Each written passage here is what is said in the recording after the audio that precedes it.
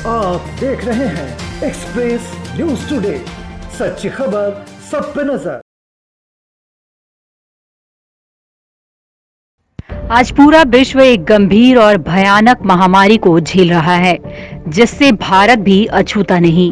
पूरे देश में इस वक्त लॉकडाउन चल रहा है। बावजूद इसके रोहतास जिले में बालू माफिया भी चरम सीमा पर है, जो इस कदर की आज से 15 साल की हालत को याद करा देता है। बिहार में भले ही सुशासन बाबू की सरकार है, उनके कहने के मुताबिक सब कुछ ठीक है, अपराध और अपराधियों पर नकेल कसी जा रही है, परंतु बिहार के रोहतास में सब कुछ ठीक नहीं है। बालू माफियाओं का मनोबल इस कदर बढ़ चढ़कर बोल रहा है कि उसका जीता जागता उदाहरण रोहतास जिले के शिवसागर थाना क्षेत्र के NH2 पर स्थित यह टोल प्लाजा, जहां दिन के उजाले हो या रात के अंधेरे, इस प्लाजा पर दादागिरी चलती है तो सिर्फ बालू माफियाओं का। ये माफिया ओवरलोड बालू की ट्रक को तो जबरदस्ती पार कराते हैं। अगर कोई प्लाजा कर्मी या सुरक्षा कर्मी इनका विरोध करता है तो ये माफिया उनको उनके कार्यकाल में घुसकर जान से मारने की धमकी देते हैं, या फिर कभी विरोध करने पर फायरिंग भी कर देते हैं। इन प्लाजा कर्मियों की तो ना तो जिले की कोई पदाधिकारी सुनता है और ना ही सरकार। रोहतास में इन दिनों बालू माफियाओं का हौसला काफी बुलंद है। इन्हें ना तो पुलिस प्रशासन की डर है, ना ही सरकार की। सर, कुछ ट्रांसपोर्टर लोग पिछले 28 तारीख से ही मेरे पास में लॉकडाउन खुलने के बाद से संपर्क में थे कि जो है ये टोल का फीस बढ़ा है और जो सुविधाएं फास्टैग में दी गई है उनको अवेल ना करते हुए वो कैश में वो चीज़ की सुविधा प्राप्त करना चाह रहे हैं, जो कि मेरे लेवल पे संभव है नहीं। वो NHAI के गाइडलाइन के हिसाब से हम लोगों ने जो इम्प्लीमेंट किया है उसको मानने के लिए कतई तैयार नहीं है। 28 तारीख को मेरे से मिलने के लिए आए, बात करने के दरमियान बात करते करते गाली गलौज और जान से मारने की धमकी देने लग गए। फिर इस चीज़ का जो है हम लोगों ने थाना प्रभारी साहब को जो है इन्फॉर्म भी किया, बताया भी वो चीज़। और 29 तारीख को पुनः उसमें से 1-2 लोग आए मेरे साथ, बोले कि मेरी गाड़ी फ्री होनी चाहिए, नहीं तो फिर आप टोल प्लाजा से बाहर जाइएगा तो मैं आपको उधर देख लूँगा, डराते हुए धमकाते हुए। और 29 तारीख को वो लोग टोल प्लाजा पे गाड़ी भी बूम तोड़ करके हटवाए। और ये घटना पिछले सप्ताह 1 सप्ताह से चलती आ रही है। डेली सवेरे शाम गाड़ी को तोड़ करके हटा रहे हैं। हम लोगों ने कल अंततोगत्वा जो है FIR भी लॉन्च करवा दिया उन लोगों के खिलाफ। और जो है अभी भी हमारे कर्मचारियों के साथ में कभी भी मारपीट हो जाती है। कल रात को भी 10:30 बजे वो लोग आकर के टोल प्लाजा पे मारपीट किए हमारे सुपरवाइज़र और हमारे प्लाजा कंट्रोलर लोगों को। हम लोगों की बहुत स्थिति बहुत दयनीय बनी हुई है ऐसी स्थिति में। क्या प्रशासन सर मदद नहीं कर रहा है?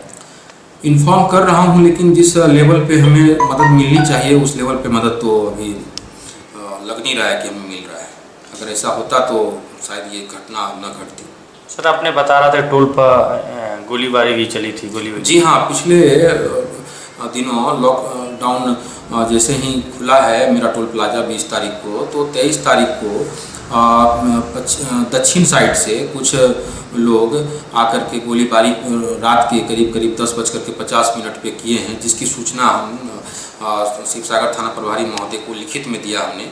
और हमारे उस टाइम पे सुरक्षाकर्मी लोग उसका डटकर मुकाबला किए। ये लोग भी 15-20 राउंड गोली चलाए थे और वो लोग पीछे हट गए उसके बाद। जिस तरह से सर टोल पर रंगबाजी करके गाड़ियों को ले जाया जा रहा है, जी, क्या स्थानीय अधिकारी इस पर सपोर्ट नहीं कर रहे हैं आप लोगों का? सर, इसमें ज़्यादातर लोकल ट्रांसपोर्टर्स हैं और वो बालू में चलने वाली गाड़ियां हैं जो कि ओवरलोड से जाया करती है। ओवरलोड की सूचना भी हम वरीय पदाधिकारी लोगों को दे रहे हैं, जिसमें कि जिला के जो हैं जिलाधिकारी महोदय, SP महोदय और DTO साहब, SDM साहब सभी को बाय मेल में भी हम सूचना ये चीज़ दिया करते हैं। और इन चीज़ों की जो है जानकारी उनको भी रहती है। और उसी को छुड़वाने के लिए कि ओवरलोड उनका ना लगे, टोल का फीस ना लगे, उसके लिए बराबर टोल प्लाजा पर उपद्रव वो लोग बचाते ही रहते हैं। सर, आप लोगों को तो जान का भी खतरा है? जी हाँ, मेरे को जान के मारने की धमकी मिली। मैंने पिछले दिनों ये चीज़ जो है थाना प्रभारी महोदय को भी बताया भी था, बाय फ़ोन भी बताया था कि ऐसे ऐसी बात है सर, ये मामला टोल का मामला है और लेकिन ये पर्सनल होता जा रहा है। सर, कल अभी आपके साथ कुछ हुआ है क्या? जी, मैं कल थाने में FIR लॉन्च कराने के लिए गया था और जैसे ही एप्लीकेशन दे करके बाहर की ओर निकल रहा था थाना गेट से, तो गेट के पास में ही जो है पहले से मौजूद करीब 15 की संख्या में स्थानीय ट्रांसपोर्टर लोग थे, मेरे साथ धक्का मुक्की फाइट भी 2 जड़ दिए मेरे जबड़े पे, क्योंकि सूजन बना हुआ है अभी भी। बिमल कुमार की माने तो इन माफियाओं की हरकत इतनी बढ़ गई है कि हमारे टोल प्लाजा की सारी स्टाफ पूरी तरह से भयभीत है। पिछले दिनों इन माफियाओं के खिलाफ लिखित आवेदन पुलिस को देने के बाद ये माफिया और अपनी गुंडागर्दी बढ़ा दी है। बुकिंग काउंटर में घुसकर धमका रहे हैं, लोगों में चैम्बर में भी घुसकर कई बार धमकी और हाथापाई तक पहुंच गए हैं। इस हालत में काम न हो पाएगा और जान बचने के लिए घर बैठना पड़ेगा। इनकी गुंडागर्दी साफ दिख रही है कि ये बालू माफिया बेखौफ होकर आराम से प्रबंधक बिमल कुमार के चैम्बर में घुसकर उन्हें किस प्रकार धमकी दे रहे हैं, किस प्रकार गाली गलौज कर रहे हैं और आराम से जा रहे हैं। इनकी खौफ से डरे हुए प्लाजा के प्रबंधक बिमल कुमार कई बार पुलिस के वरीय अधिकारी से भी बात किए, परंतु सब विफल रहा। यह वीडियो सुशासन की इस सरकार की जो कानून व्यवस्था की ढोल पीटते नहीं थकते कि बिहार में कानून का राज है, उनके गालों पर जोरदार थप्पड़ है, पर अब चीख चीख कर कह रही है कि इन बालू माफियाओं का मनोबल कितना बढ़ा हुआ है, जो कि टोल प्लाजा के बैरियर को कैसे जबरदस्ती हटाकर ओवरलोड बालू से भरे ट्रक को कैसे पार कराते हैं।